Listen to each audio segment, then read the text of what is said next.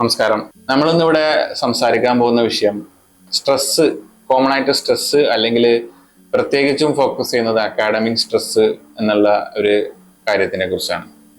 Academic stress ശരിക്കും എനിക്ക് തോന്നുന്നു വർദ്ധിച്ചു വരുന്ന കാര്യമാണ്. അതെ അതെ, കൂടുതലായിട്ട് കുട്ടികള് നമ്മളിപ്പോ ആ ഒരു വിഷയത്തിലേക്ക് തന്നെ ആദ്യം കയറിയത്. അതെ അതെ, എനിക്ക് തോന്നുന്നു അക്കാഡമിക് സ്ട്രെസ് ആണെങ്കിലും കരിയർ സ്ട്രെസ് ആണെങ്കിലും ഒക്കെ വർദ്ധിച്ചുകൊണ്ടിരിക്കുന്നുണ്ട്.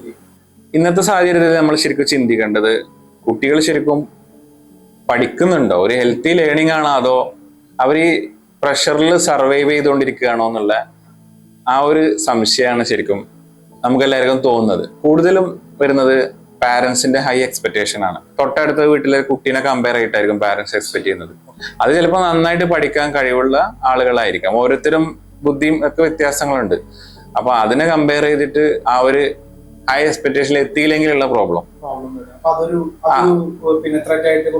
ത്രെട്ടായിട്ട് കുട്ടിക്ക് മേലെ വരും. പിന്നെ ഇന്നത്തെ സാഹചര്യത്തിൽ സിലബസിലൊക്കെ ഒരുപാട് ഹൈ വോളിയം ആണ് കുത്തിക്കയറ്റിയേക്കുന്നത് കുട്ടികൾക്ക്. ഈവൻ ഒരു 2ാം ക്ലാസ് 3ാം ക്ലാസ്സിലുള്ള കുട്ടികൾക്ക് തന്നെ ഒരുപാട് ഏരിയ പഠിക്കാനുണ്ട്, ഒരുപാട് വർക്ക്സ് ഉണ്ട്. പിന്നെ സിലബസ് കൂടാതെ എക്സ്ട്രാ കുറെ കാര്യങ്ങൾ ഇവര് കൊടുക്കും. അതായത് സ്കൂളിന്റെ ഭാഗമായിട്ട് കുറെ കാര്യങ്ങൾ കുട്ടികളുടെ വെൽബീയിങ് എന്ന പേരിൽ തന്നെ അവരെ ഡൗൺ ആക്കുന്ന അവരുടെ കപ്പാസിറ്റീസ് പിന്നെ എന്താ പറയാ അണ്ടർമൈൻ ചെയ്യുക, അല്ലെങ്കിൽ അതിനെ ഇല്ലാതാക്കുന്ന സ്ട്രെസ് കൊടുക്കുന്ന വിധത്തിലുള്ള അവരെ കൺസിഡർ ചെയ്യാത്ത ഒരു കരിക്കുലം. അതായത് ആ ഒരു ബ്രെയിന് ആ ഒരു ആളുകൾക്ക് താങ്ങാൻ പറ്റുന്ന രൂപത്തിന് കൂടുതലാണ് കൊടുത്തോണ്ടിരിക്കുന്നത്. അതൊരു സിറ്റുവേഷൻ ആണ്. ഒരു ഉദാഹരണം പറയുകയാണെങ്കിൽ തന്നെ കുറെ കാര്യങ്ങൾ നന്നായിട്ട് വർക്ക് ചെയ്യുന്ന, നന്നായിട്ട് എക്സാം ഒക്കെ ചെയ്യുന്ന, നന്നായിട്ട് മാർക്ക് കിട്ടുന്ന കുട്ടിയാണ്. അപ്പം ഞാനിപ്പോ പറഞ്ഞു വരുന്ന വെച്ചാൽ പാരന്റ്സിന്റെ സൈഡിൽ നിന്നുള്ള ചില പ്രശ്നങ്ങളുണ്ട്. ആ ഒരു കാര്യത്തെ കുറിച്ചാണ് ഞാൻ ഡിസ്കസ് ചെയ്യുന്നത്. അപ്പൊ ആ ഒരു കുട്ടി ഒരു പെർട്ടിക്കുലർ ഒരു ക്വസ്റ്റ്യൻ അവർക്ക് നന്നായിട്ട് കുട്ടിക്ക് തലേ ദിവസം പാരന്റ് പഠിപ്പിച്ചു കൊടുത്തായിരുന്നു. പക്ഷെ കുട്ടി ഒരു 100ൽ ഒരു 75 മാർക്കോളം സ്കോർ ചെയ്തിട്ടുണ്ട്.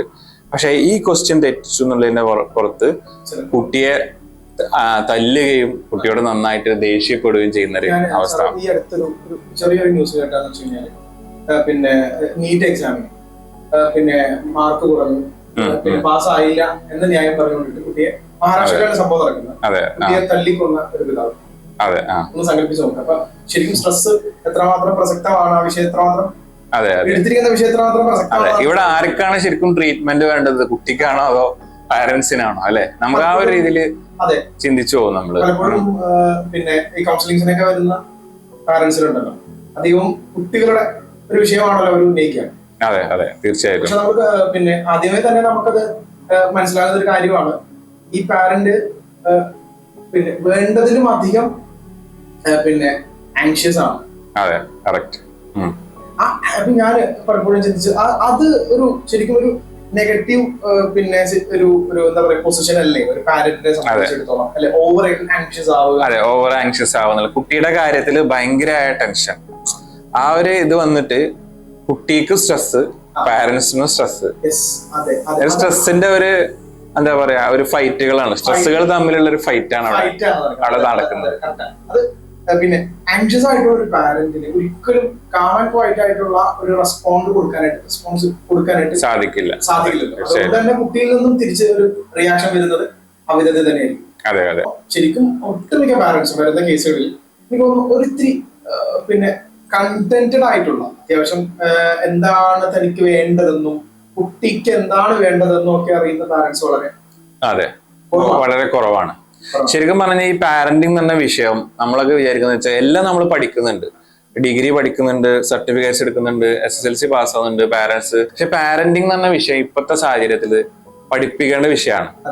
നമ്മുടെ ഈ ഒരു സിവിലൈസ്ഡ് സൊസൈറ്റി എന്ന് പറഞ്ഞ ഈ സൊസൈറ്റിയിൽ അങ്ങനെ ഒരു എയിം ഇല്ലാത്തതുകൊണ്ടായിരിക്കാം ആ ഒരു സബ്ജക്ട് അതിലേക്ക് വരാത്തത്. അതെ അതെ, അങ്ങനെ ആവശ്യം വന്നിട്ടില്ല എന്നുള്ള ഒരു രൂപത്തിലായിരിക്കാം. പക്ഷെ ഇപ്പൊ ആവശ്യങ്ങൾ വന്നിട്ടുണ്ട്. അതെ അതെ, ഒത്തിരി ആളുകൾ പാരന്റിങ് മേഖലയിലേക്ക് തന്നെ കോച്ചേഴ്സുമായിട്ട് അതെ. നമ്മളിപ്പോ ഒരാൾക്ക് പെട്ടെന്ന് എന്തെങ്കിലും ഒരു ഹാർട്ടിന് ഒരു സ്റ്റക്ക് ആവുക, അങ്ങനത്തെ ഒരു ഇഷ്യൂ വന്നു കഴിഞ്ഞാൽ CPR കൊടുക്കേണ്ടത് എങ്ങനെ, അങ്ങനത്തെ കാര്യങ്ങളൊക്കെ പഠിപ്പിക്കുന്നുണ്ട്. പക്ഷെ മെന്റലി ഒരു ഇഷ്യൂ വന്നാൽ അല്ലെങ്കിൽ ഒരു സ്ട്രെസ് പോലത്തെ അവസ്ഥകൾ വന്നാൽ അതിനുള്ള എന്തൊക്കെ ചെയ്യണം എന്നുള്ളത് സ്ഥാപനങ്ങൾ പഠിപ്പിക്കുന്നില്ല. അതൊരു സബ്ജക്റ്റ് ആയിക്കൊണ്ട് വരണം എന്നാണ്. ഇപ്പൊ നമ്മൾ പറഞ്ഞ കാര്യത്തെ ഞാൻ കണക്ട് ചെയ്ത് പറയട്ടെ. അതായത് ഇപ്പോ പാരന്റിങ്ങിന്റെ അതിന്റെ ഒരു ടീച്ചിങ് അല്ലെങ്കിൽ അത് നമ്മുടെ പാഠ്യപദ്ധതിയിൽ ഉൾപ്പെടുത്തുന്ന കാര്യം സാർ പറഞ്ഞു. എനിക്ക് തോന്നുന്നു നല്ല ഒരു പാരന്റിങ് ഉണ്ടെങ്കിൽ തന്നെ ഇപ്പൊ സാറ് പറഞ്ഞ രണ്ടാമത് പറഞ്ഞ കാര്യം ഉണ്ടല്ലോ, സ്ട്രെസ് ഹാൻഡിൽ ചെയ്യുന്ന വിഷയം. നല്ല സ്ട്രെസ് ഹാൻഡിൽ ചെയ്ത് ശീലമുള്ള ഒരു പാരന്റിനെ കണ്ട് വളർന്ന ഒരു കുട്ടി, ആ കുട്ടിക്ക് പ്രത്യേകിച്ച് എന്ത് വേണ്ടി വരില്ല, ഒരു സ്ട്രെസ് ക്ലാസ് വേണ്ടി അല്ലെങ്കിൽ സ്ട്രെസ് കോപ്പിംഗ് മെക്കാനിസം ക്ലാസ് വേണ്ടി വരില്ല. തീർച്ചയായിട്ടും സ്ട്രെസ്ഡ് ആയിട്ടല്ല കുട്ടി വളരുന്നത്. ആ കുട്ടി അത് അതിനനുസരിച്ച് ആ കുട്ടി എല്ലാ കാര്യങ്ങളും കോപ്പ് ചെയ്യാൻ ചെറുപ്പത്തിൽ തന്നെ പഠിച്ചുകൊണ്ടിരിക്കുന്നുണ്ട്. അപ്പൊ ആ കുട്ടിക്ക് ഏത് അവസ്ഥയും പിന്നെ അഡ്ജസ്റ്റ് ചെയ്യാനായിട്ട് സാധിക്കും. So they are listening. ശരിക്കും എനിക്ക് തോന്നുന്നു അതായിരിക്കും ചിലപ്പോ പാരന്റിങ് എന്ന് പറയുന്ന ആ സംഭവത്തിന് അധികം എഡ്യൂക്കേഷണൽ ലെവൽ അഥവാ നമ്മുടെ അക്കാഡമിക്കലി സ്കൂളിൽ നിന്നും കോളേജിൽ നിന്നും പുറത്ത് ഇത്രമാത്രം പിന്നെ സാധ്യതകൾ കൂടാൻ കാരണം പഠിപ്പിക്കപ്പെടുന്നില്ല. അവിടെ കിട്ടാത്തതാണ് ഈ പുറത്ത് ആളുകൾ നേടിക്കൊണ്ടിരിക്കുന്നത്. പക്ഷെ ഒത്തിരി വൈകിട്ടാണ് പലർക്കും കിട്ടിയത് എന്നുള്ളത് വലിയൊരു നഷ്ടമാണ്. അതെ തീർച്ചയായിട്ടും. അല്ലെ, ഞാൻ ചോദിച്ചതെന്ന് വെച്ച് കഴിഞ്ഞാൽ ഈ ജനറേഷന്റെ കാര്യം വരുമ്പോൾ ഏത് ജനറേഷനാണ് ഇപ്പൊ നമുക്ക് ഓൾറെഡി എന്താ പറയാ പലതരം ജനറേഷൻസ് ജനറേഷൻസ് വരെ, അല്ലെങ്കിൽ പിന്നെ അതിനുശേഷം ടീച്ചർ ജനറേഷൻ ആണെങ്കിൽ വരെ. അപ്പൊ ഏത് ജനറേഷൻ ആയിരിക്കും ചിലപ്പോ ഈ പാരന്റിങ് എന്ന് പറയുന്ന യഥാവിധത്തിൽ പിന്നെ നമുക്ക് കിട്ടാതെ പോയാ അല്ലെങ്കിൽ അതിന്റെ പരിമിതികൾ അനുഭവിച്ചുകൊണ്ടിരിക്കുന്ന ഒരു എവിടെ നിന്ന് നമ്മൾ തുടങ്ങും? അത് എനിക്ക് ശരിക്കും തോന്നുന്നത് ഇപ്പൊ ലാസ്റ്റ് വന്നതിന്റെ തൊട്ട് മുന്നേ ഉള്ളത് മുതല് സ്റ്റാർട്ടിങ് വേണം എന്നാണ്. അതായത് ആ ഒരു ആളുകളിൽ ഇത് വേണം. പാരന്റിങ് പ്ലസ് കുട്ടികൾക്കുള്ള ട്രെയിനിങ്ങും രണ്ടും വേണം. പാരന്റ്സിന് വേണം. സ്ട്രെസ് എന്ന് പറയുന്ന വിഷയമാണല്ലോ ഇപ്പൊ നമ്മൾ സംസാരിച്ചുകൊണ്ടിരിക്കുന്നത്. അതെ അത് അത്രമാത്രം പ്രധാനമാണ്. അത് അധികരിച്ചുകൊണ്ടിരിക്കുന്നു എന്നാണ് മനസ്സിലാക്കിയത്. അതെ എങ്കിൽ നമുക്കിത് എങ്ങനെയാണ് നമ്മുടെ ഒരു കുട്ടിയെ എടുത്താൽ എനിക്ക് തോന്നുന്നു ഇതിന്റെ എല്ലാ ഹെൽപ്ലെസ്നെസ്സും അനുഭവിക്കുന്നത് അവരായിരിക്കാം. അതെ, കുട്ടികളാണ് തീർച്ചയായിട്ടും. സോ പാരന്റിങ് സ്ട്രെസ് ഉണ്ടാകാം, ചിലപ്പോൾ എഡ്യൂക്കേഷണൽ സ്ട്രെസ്, കരിയർ സ്ട്രെസ്, എല്ലാ സ്ട്രെസ്സുകളും കൂടുതൽ വരുന്നവർ. അപ്പൊ അങ്ങനെയാണെങ്കിൽ എങ്ങനെ നമുക്ക് മനസ്സിലാക്കാൻ പറ്റില്ല സ്ട്രെസ് ആ കുട്ടി സ്ട്രെസ്ഡ് ആണ് എന്നെങ്ങനെയാണ്? സ്റ്റാർട്ട് ചെയ്യുന്ന കൂടുതൽ അക്കാഡമിക് പെർഫോമൻസിലെ കുറവുകളായിരിക്കാം. അതായത് നേരത്തെ പെർഫോം ചെയ്തത് സഡൻ ഇങ്ങനെ പെട്ടെന്ന് ഡ്രോപ്പ് വരും. അതായത് ഭയങ്കരമായിട്ട് ആ മാർക്ക് ഹാഫ് അല്ലെങ്കിൽ 25% അങ്ങനെ കുറഞ്ഞ് അക്കാഡമിക് പെർഫോമൻസ് പെട്ടെന്നുള്ള ഡ്രോപ്പ് സംഭവിക്കും. ഒരു ഇൻട്രസ്റ്റിലും കുറവ് വരും. ഡ്രോപ്പ് അതെ, കുറവുകള്. പിന്നെ ഇൻട്രസ്റ്റ് കുറയും. പിന്നെ കുട്ടികൾ കൂടുതൽ ഉണ്ടാകുന്നത് സ്കൂളിൽ പോകാനുള്ള താല്പര്യം, അതായത് എക്സാമിനോടുള്ള പേടി, സ്കൂളിൽ പോകാനുള്ള ഇൻട്രസ്റ്റ് കുറയും. എന്തെങ്കിലും കാരണങ്ങൾ പറഞ്ഞുകൊണ്ട് സ്കൂള് കൂടുതലും സുഖമില്ല, വയറുവേദന അങ്ങനെ പറഞ്ഞ ആ ഒരു രീതി ഇല്ല, എന്തെങ്കിലുമൊക്കെ പറഞ്ഞിട്ട് അവര് സ്കൂളിൽ പോവാതിരിക്കാൻ നോക്കുക.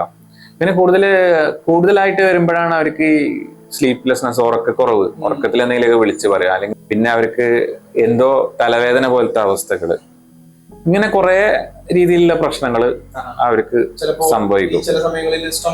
വയറുവേദന, സ്റ്റൊമക്ക് ആയ പ്രശ്നങ്ങള്, അതെ, ഡൈജസ്റ്റീവ് ഇഷ്യൂസ്, അങ്ങനത്തെ കാര്യങ്ങളെല്ലാം അങ്ങനെയൊക്കെ തുടങ്ങുമ്പോൾ നമുക്ക് മനസ്സിലാക്കാം എന്തോ ഒരു സംതിങ് റോങ്, എന്തോ ഒന്ന് സംഭവിച്ചിട്ടുണ്ട് എന്നുള്ളത്.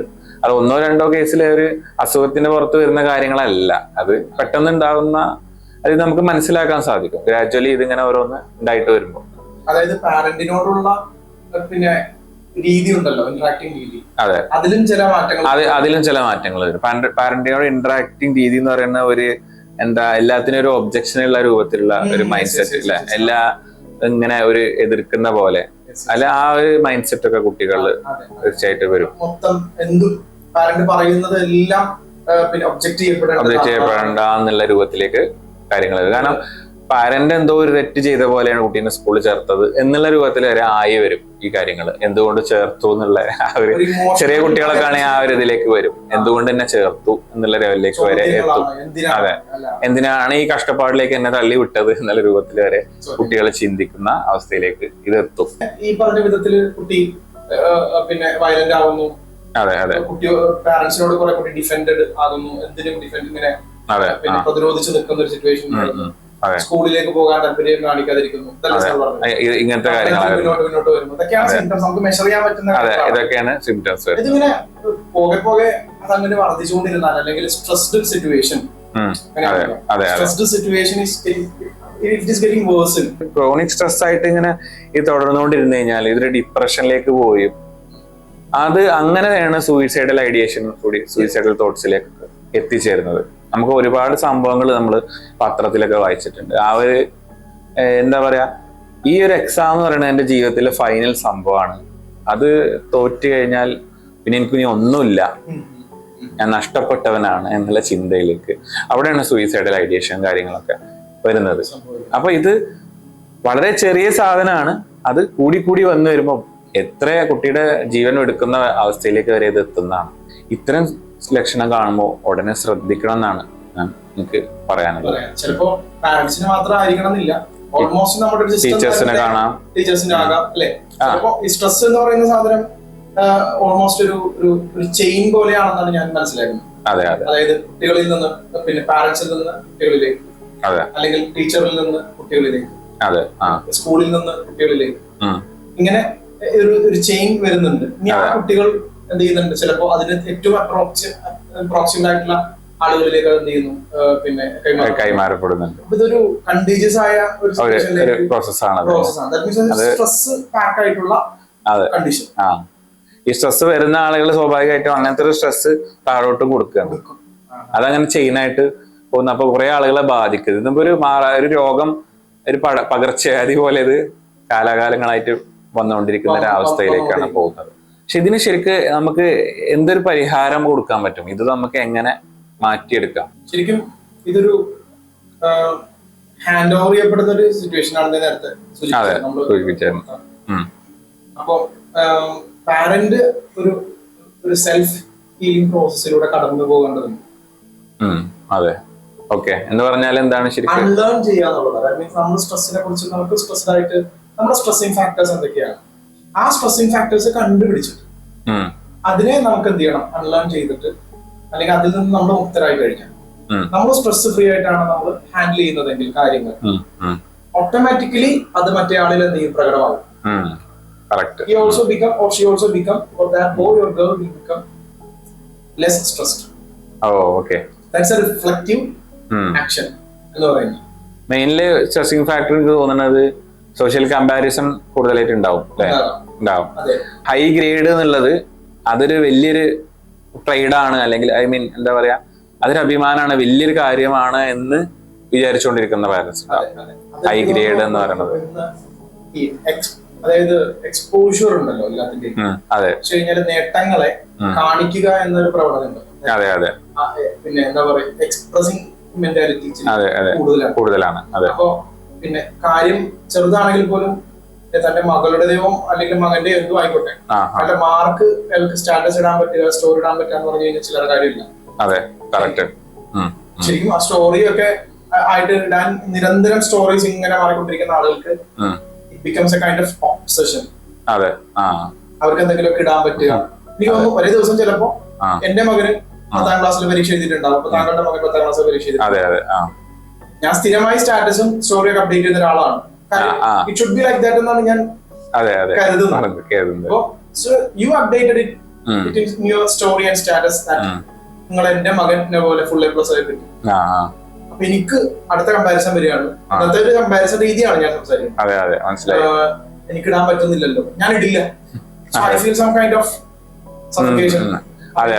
അപ്പൊ എനിക്ക് എന്താണ് സ്റ്റാറ്റസ് ഇടാൻ എന്നുള്ളൊരു ക്വസ്റ്റ്യൻ വരുമ്പോഴാണ് അതാണ് സ്ട്രെസ്സിലേക്ക് പിന്നെ വരുന്നത്. അതെനിക്ക് തോന്നുന്നു നേരത്തെ പറഞ്ഞല്ലോ, സ്ട്രെസ്സിംഗ് ഫാക്ടേഴ്സ്, ട്രിഗറിംഗ് ഫാക്ടേഴ്സ് എന്താണെന്നുള്ളത്. ആ ഫാക്ടേഴ്സ് കാരണം നമ്മൾ സ്ട്രെസ്സിലാകുമ്പോൾ ആ സ്ട്രെസ് നമ്മൾ കൊടുക്കുന്നത് നമ്മുടെ കുട്ടിയിലേക്കാണ് കൊടുക്കുന്നത്. ദാറ്റ് മീൻസ് ഓരോ ആളുകളും അവരുടെ സ്ട്രെസ് ഫാക്ടേഴ്സ് കണ്ടെത്തി ആ സെൽഫ് ഹീലിംഗിൽ എന്ത് ചെയ്യണം, അതിന് പാത്രമാകണം. അതിലൂടെ കടന്ന് പോണം. നമുക്ക് മറ്റൊരാളുടെ സ്ട്രെസ് കുറക്കുക എന്നതിനപ്പുറം സ്ട്രെസ് ഹാൻഡിൽ ചെയ്യുന്നതിൽ നമ്മൾ മികവുറ്റവരാണ്. എങ്കിൽ നമുക്ക് മറ്റു ആളുകളിലേക്ക് സ്ട്രെസ് കൊടുക്കാതിരിക്കാൻ. എങ്ങനെ ഒരു കൊറോണ ഇപ്പൊ കണ്ടീജിയസ് ആണെന്ന് പറഞ്ഞ പോലെ നമുക്ക് എന്ത് ചെയ്യാം, നമുക്ക് സൂക്ഷിക്കാം. മാസ്ക് ഇടാം. അതേപോലെ തന്നെ ആ വിധത്തിലൊക്കെ അറിയുന്നവരാണല്ലോ നമ്മളെല്ലാവരും. പിന്നെ എനിക്ക് തോന്നുന്നത് കുട്ടികളെ പറഞ്ഞ് മനസ്സിലാക്കേണ്ടത് ഈ എഡ്യൂക്കേഷൻ എന്ന് പറഞ്ഞാൽ ഒരു യാത്രയാണ്, ഒരു ജേണിയാണ് അല്ലെ. Learning is A journey. പക്ഷെ ആളുകൾ ഇതൊരു മത്സരമായിട്ടാണ് കണ്ടുപിടിച്ചേക്കുന്നത്. കാരണം നമ്മൾ ജീവിതകാലം മൊത്തം പഠിച്ചുകൊണ്ടിരിക്കുകയാണ്. സ്കൂളിൽ പഠിക്കുന്ന കാലം മാത്രമല്ല, പല പല കാര്യങ്ങൾ വേണ്ടിയുണ്ട്. പക്ഷെ ഇതൊരു റേസ് ആയിട്ട് കുട്ടികൾ കാണുമ്പോഴാണ് കുട്ടികൾക്ക് ഞാൻ തോറ്റല്ലോ, ഞാൻ സെക്കൻഡ് വന്നല്ലോ എന്നുള്ള ആ ഒരു റാങ്ക് സിസ്റ്റത്തിൽ വരുമ്പോഴാണ് കുട്ടികൾക്ക് കൂടുതൽ പ്രശ്നം വരുന്നത്. +2 വരെ നീണ്ടു നിൽക്കുന്ന ആ ഒരു പിന്നെ ഒരു ട്രെൻഡ് ഉണ്ടല്ലോ. അതെ, അത് പക്ഷേ ഡിഗ്രിയോടുകൂടി അസ്തമിക്കുന്നതാണ്. അതെ അതെ, ഡിഗ്രിയോടുകൂടി അത് +2 കഴിയുന്നത് വരെയാണ് സംഭവം എന്ന് വിചാരിച്ചുകൊണ്ട് ശരിക്കും അതിനുശേഷമുള്ളതാണ് ശരിക്കും ആ ഒരു സ്കില്ല് ഡെവലപ്പ് ചെയ്തെടുക്കുന്ന കാലഘട്ടം എന്ന് പറയുന്നത്. അതിനുശേഷമുള്ള ഒരു കാലഘട്ടമാണ്. അതായത് എക്സ്ക്ലൂസീവ്ലി ഏത് മേഖലയിലേക്കാണ് സ്കില്ല്. പക്ഷെ അതുവരെയുള്ള കാലഘട്ടത്തിലുള്ള ഒരു പ്രഷർ ചിലപ്പോൾ അതിന് ശേഷം ചിലപ്പോൾ അത്ര കാണാറില്ല. ഉണ്ട്, ചില കേസുകളിൽ ഉണ്ട് എന്നുള്ളത് ശരിയാണ്. പക്ഷെ ഇതിലാണ് കൂടുതൽ നമ്മൾ കണ്ടിട്ടുള്ളത്. ചിലപ്പോ 10th-ലും +2-ലൊക്കെ അപ്ലോസ് ചെയ്യപ്പെട്ടിട്ടുള്ള അല്ലെങ്കിൽ പിന്നെ എന്താ പറയാ ഭയങ്കരമായിട്ട് ആളുകൾ പ്രോത്സാഹിപ്പിച്ചിട്ടുള്ള ഒരു കുട്ടി, കുട്ടിക്ക് അതേപോലെ തന്നെ ഡിഗ്രിയിലും PG-യിലും കിട്ടിയിട്ടില്ലെങ്കിൽ സ്വാഭാവികമായിട്ടും ആ വാക്വം അയാൾക്ക് കാണും. അതൊക്കെ സ്ട്രെസ്സിന് കാരണമാവും. അതെ അതെ, എനിക്ക് കിട്ടിക്കൊണ്ടിരുന്ന സംഭവം പെട്ടെന്ന് എന്തുകൊണ്ട് സ്റ്റോപ്പായി അല്ലെ, പെട്ടെന്ന് എന്തുകൊണ്ട് കിട്ടുന്നില്ല, എനിക്ക് ഇത്ര കാലം തന്നിരുന്നതാണല്ലോ. അപ്പൊ അവർക്ക് എന്നോട് എന്തെങ്കിലും പ്രശ്നമുണ്ടോ? അപ്പൊ ഞാൻ പറഞ്ഞതെന്ന് വെച്ചാല് വളരെ ചെറിയ കാര്യങ്ങളാണെങ്കിൽ പോലും കുട്ടികളെ നമ്മൾ പ്രശംസിക്കണം, എൻകറേജ് ചെയ്യണം എന്നുള്ളതാണ്. അതായത് ഇപ്പൊ 95 മാർക്ക് കിട്ടിയിട്ടുണ്ടെങ്കിൽ ആ ഇല്ലാത്ത 5 മാർക്കിന് വേണ്ടി പലപ്പോഴും ഡിസ്കഷനും കുട്ടി എന്തുകൊണ്ട് കുറഞ്ഞു എന്നുള്ള കാര്യങ്ങളൊക്കെ. പക്ഷെ അതെ അതെ, അപ്പം 95 മാർക്കിന് വേണ്ടിയിട്ടുള്ള ഒരു എൻകറേജ്മെന്റ്, അതിനെ നമ്മൾ കുട്ടികളെ പ്രോത്സാഹിപ്പിക്കുക, അങ്ങനത്തെ കാര്യങ്ങൾ ഇപ്പൊ ഒട്ടും ഇല്ലാത്തതുണ്ട്. പിന്നെ കുട്ടികൾക്ക് ഇൻട്രസ്റ്റ് ഉള്ള ആഗ്രഹമുള്ള വിഷയങ്ങളിലേക്ക് വിടുകയാണ്. ഇനിയിപ്പോ +2 കഴിഞ്ഞു, +2 കഴിയുമ്പോൾ നമുക്ക് പാരന്റ്സിന്റെ ഇഷ്ടത്തിനനുസരിച്ച് നമ്മൾ ചേർത്താൻ പാടില്ല. അതായത് പലപ്പോഴും സംഭവിക്കുന്നത് ഒരു ലക്ഷ്യബോധം ഇല്ലാതെ അല്ലെ എവിടെ എന്തോ ഒരു കോഴ്സിന് ചേരുന്നു എന്നുള്ളത്. അതിലുപരി കുട്ടിയുടെ അഭിരുചി മനസ്സിലാക്കിക്കൊണ്ട് കുട്ടികൾക്ക് താല്പര്യമുള്ള വിഷയങ്ങളിലേക്കും വിടുന്നതും, അതും ഇനി +2 കഴിഞ്ഞതിന് ശേഷമുള്ള അക്കാഡമിക് പ്രഷറുകൾ ഇല്ലാതിരിക്കാൻ വേണ്ടി അതും നമുക്ക് പരിധിവരെ സഹായിക്കും. ഒന്ന് സാർ പറഞ്ഞല്ലോ, മോട്ടിവേറ്റ് ചെയ്യുക, അപ്രീഷിയേറ്റ് ചെയ്യുക, ഒപ്പം തന്നെ അവരുടെ ആ ഒരു ടേസ്റ്റിനനുസരിച്ചിട്ട് പിന്നെ റിലീസ് ചെയ്യുക എന്നുള്ള കാര്യം. അതിനെ ഒന്നുകൂടി കൺട്രോൾഡ് ബാലൻസ് ചെയ്ത് പറയാന്നുണ്ടെങ്കിൽ മോട്ടിവേഷൻസ് കൊടുക്കുമ്പോൾ ഉചിതമായ ഔചിത്യബോധത്തോടു കൂടി വേണ്ടുന്ന സ്ഥലത്ത് അവർക്കത് അനുഭവപ്പെടണം. അതെ, കറക്റ്റ് ആണല്ലോ. ചില പാരന്റ്സ് ചിലപ്പോ ഇതൊരു കൃത്രിമമായ രൂപത്തില്, അതായത് ഇത് റിപ്പീറ്റ് ചെയ്തുകൊണ്ടിരുന്നാല് അതൊരു നോർമൽ സാധനമായിട്ട് മാറും. എപ്പോഴും കൊടുത്തു കഴിഞ്ഞാല് അതിന്റെ വാല്യൂ ഉണ്ടാവില്ല. അപ്പൊ അത് റിപ്പീറ്റ് ചെയ്യാതെ ആവശ്യമുള്ളടത്ത് കൊടുക്കുക, ആവശ്യമില്ലാത്തടത്ത് കൊടുക്കാതെ ഇരുന്നുകൊണ്ട് അപ്പൊ ഇതിന് വാല്യൂ ഉണ്ടാവും, കൊടുക്കുന്നതിന് വാല്യൂ ഉണ്ടാവും. അപ്പോഴാണ് വാല്യൂ വരിക. അതെ, അപ്പോഴാണ് വാല്യൂ വരിക. അതല്ലാത്ത പലപ്പോഴും പാരന്റ്സ് പറയുന്ന ഒരു പരാതിയാണ്, പിന്നെ ഇത്ര മോട്ടിവേഷൻസ് കൊടുത്തിട്ടും അതെ ശരിക്കും ഇവരാണ് ഓവർവെൽഡ് ആവുന്നത്. ഇവരാണ് പറ്റുന്നതിലും അധികം മോട്ടിവേഷൻസ് കൊടുത്ത് അവര് തളർന്നു പോകുന്നു. അതെ അതെ, കറക്റ്റ്. കുട്ടി മോട്ടിവേഷൻസിന്റെ ഒരു അപ്പൊ അത് ആവശ്യത്തിന് എന്താ സംഭവമാണെങ്കിലും ആവശ്യത്തിന് മതിയല്ലോ. അപ്പൊ ഒരു ആവശ്യത്തിന് കൊടുക്കുക എന്നുള്ളതാണ്. ബാലൻസ് കീപ്പ് ചെയ്യപ്പെട്ട് പിന്നെ പോവുക എന്നുള്ളത് എത്ര ചെറുതാണെങ്കിൽ പോലും. ഇനിയിപ്പോ നേരത്തെ പറഞ്ഞ പോയിന്റ് കൂടി കണക്ട് ചെയ്ത് പറഞ്ഞു കഴിഞ്ഞാൽ ലോസ്, ഫെയിലിയേഴ്സ് ആൻഡ് എന്താ പറയാ അങ്ങനെയുള്ള പിന്നെ ഭാഗങ്ങൾ കൂടി കുട്ടിയെ മനസ്സിലാക്കി കൊടുക്കാൻ, ആ ഫേസസ് കൂടി ഒന്ന് എക്സ്പീരിയൻസ് ചെയ്യാൻ അവസരങ്ങൾ. ഞാൻ പറഞ്ഞ അതാണ്. ഇപ്പം കുട്ടികൾക്ക് എല്ലാം അങ്ങനെ വാങ്ങിച്ചു കൊടുത്ത് അല്ലെങ്കിൽ കുട്ടി പറഞ്ഞ എല്ലാം കിട്ടിക്കൊണ്ടിരുന്ന കുട്ടിക്ക് പെട്ടെന്ന് ഫെയിലിയർ എന്ന് പറയുന്നത് അത് തീരെ ബ്രെയിനിൽ എക്സ്പീരിയൻസ് ചെയ്യാത്ത സാധനമാണ് ഫെയിലിയർ. അത് പെട്ടെന്ന് വരുമ്പോ കുട്ടി എന്ത് ചെയ്യും, അത് എന്തോ ആയി പോകും കുട്ടിക്ക്. അപ്പോഴാണ് ഈ സൂയിസൈഡൽ തോട്ടും കാര്യങ്ങളൊക്കെ വരുന്നത്. അതിന് പകരം ഈ ഫെയിലിയേഴ്സ് ഇല്ലാത്ത കാര്യങ്ങൾ, ചില സമയത്ത് ചില സാധനങ്ങൾ കൊടുക്കണ്ട, ചില സമയത്ത് അത് കിട്ടുന്നില്ല, അതിനുള്ള കാരണം മനസ്സിലാക്കി കൊടുക്കുന്നു. ആ രൂപത്തിൽ ഇല്ലായ്മയും പഠിച്ച് ഉള്ളതും ഇല്ലായ്മയും പഠിച്ച് വളർന്നുകൊണ്ടിരുന്ന കുട്ടികളാണെങ്കിൽ പെട്ടെന്ന് എന്തെങ്കിലും ഒരു നഷ്ടം വന്നു കഴിഞ്ഞാൽ, ഒരു ഫെയിലിയർ വന്നു കഴിഞ്ഞാൽ അതൊരിക്കലും ഷോക്ക് ആവില്ല. അതിന്ന് സർവൈവ് ചെയ്യാനുള്ള കഴിവ് കുട്ടിക്ക് ഉണ്ടാവും. ഈ ഒരു സർവൈവൽ സ്കില്ല് കൂടി ഉണ്ടാക്കി കൊടുക്കേണ്ടതുണ്ട്. നമ്മളില്ലാത്തൊരു സാഹചര്യം കൂടി മുന്നിൽ കണ്ടിട്ട് വേണം കുട്ടിയെ ചെയ്യേണ്ടതെന്നാണ്. കറക്റ്റ്. അതെ അതെ, ഒരുപാട് കാര്യങ്ങൾ, വലിയൊരു വിഷയമാണ്. ഒരുപാട് കാര്യങ്ങൾ ശരിക്കും ഇതിനകത്ത് നമുക്ക് സംസാരിക്കാനുണ്ട്. എന്നാലും കുറച്ച് പോയിന്റുകളൊക്കെ നമ്മൾ കവർ ചെയ്തിട്ടുണ്ടെന്നാണ് ഞാൻ മനസ്സിലാക്കിയത്. അപ്പം ഇത്രയും നേരം മൈൻഡ്ലൂമിന് വേണ്ടിയിട്ട് ഈ ഒരു ഡിസ്കഷൻ കേട്ട എല്ലാവർക്കും നന്ദി പറഞ്ഞുകൊണ്ട് ഞങ്ങളിവിടെ അവസാനിപ്പിക്കുകയാണ്. Okay, thank you.